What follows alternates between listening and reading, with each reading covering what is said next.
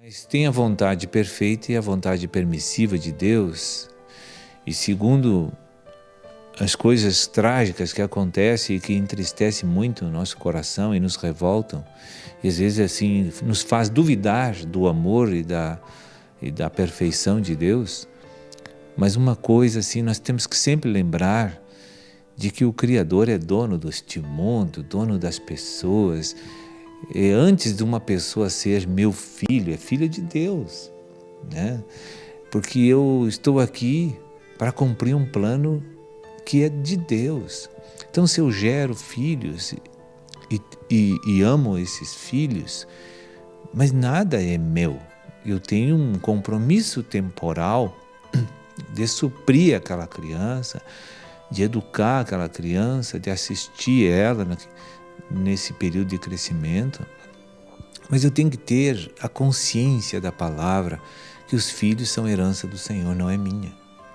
Não? Eu tenho responsabilidades perante Deus de suprir e cuidar do aspecto natural pleno para que aquela criança, da qual temos vínculos fortíssimos emocionais, porque foram gerados, Deus usou nós para gerá-los, né? E a gente acaba tendo um afeto demasiadamente descontrolado por essas pessoas da família. E, na verdade, a gente acaba esquecendo a realidade espiritual que está sobre a vida desse relacionamento familiar. Certa vez, Jesus estava numa reunião ensinando a palavra de Deus e tinha várias pessoas nessa reunião. E como era habitual, o Senhor gastava 85% do tempo dele quando esteve na terra ensinando a palavra de Deus, porque isso é o mais importante que tem na igreja. Então, de repente, uma pessoa veio até ele e disse: olha, tua mãe, teus irmãos estão lá fora, querem falar contigo. E de maneira alguma ele interrompeu a reunião. Ele disse: meus irmãos, minha mãe, meus parentes são aqueles que fazem a perfeita vontade de Deus. Então, se você lê aquilo, você vai dizer: poxa, mas que frieza! A mãe dele, os irmãos dele estavam lá fora, mas a realidade de Deus se choca nosso patrimônio, nosso acervo intelectual e psicológico. A verdade de Deus vai nos chocar, porque nós não estamos na realidade espiritual. É óbvio. Então, eu tenho que primeiramente saber que Deus cuida de tudo. E se alguma coisa ruim acontece, como já aconteceu na minha vida, é porque Deus tem um propósito com aquilo.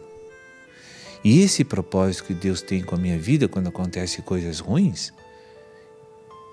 é certo que eu vou crescer espiritualmente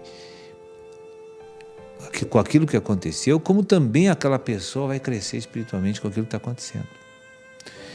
E se Deus recolhe uma criança para o seio espiritual dele,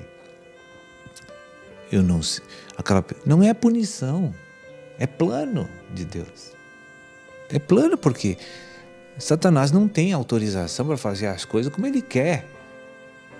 Ele vai fazer só o que Deus permite. Ele não tem essa liberdade como as pessoas pensam. Então, se Deus permitiu, planos e propósitos que Deus tem, é a melhor maneira de fazer com que as coisas fiquem beneficentes para o homem, que beneficie o homem, é daquela maneira que ele está fazendo.